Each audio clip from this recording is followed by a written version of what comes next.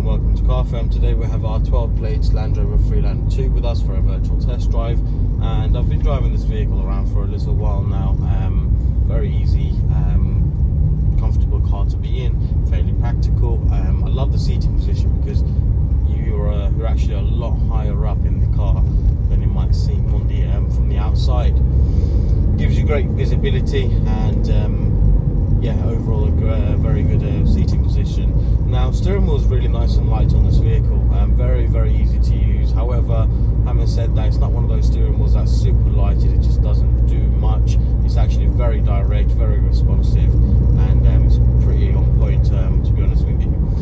Now, Gearbox is a 6-speed manual and works perfectly fine. I've driven the autos on this as well. The auto is actually pretty good as well, responds fairly well, but manual is manual. You know, at the end of the day, you've got full control over it, and the gears are going in and out with no problem whatsoever, and there's no slipping or anything from the clutch either. Now, with the suspension side of things, there's no knocks or bangs or any unusual noises coming from the suspension at all. It's a fairly comfortable car, deals with all the bumps and everything on the road really well, and no complaints on the suspension side of things. In terms of the brakes on this vehicle, we're at 40 miles an hour now. Let's test those brakes out. There we are. So they work really well, no shaking, juddering or anything like that when you're on the brakes.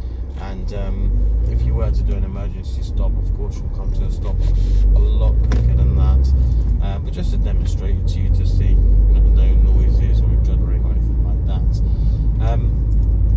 Lastly, I want to talk a little bit about performance side of things. So yes, it's not the fastest car in the world, it doesn't need to be, but it does have enough power for its own size and weight.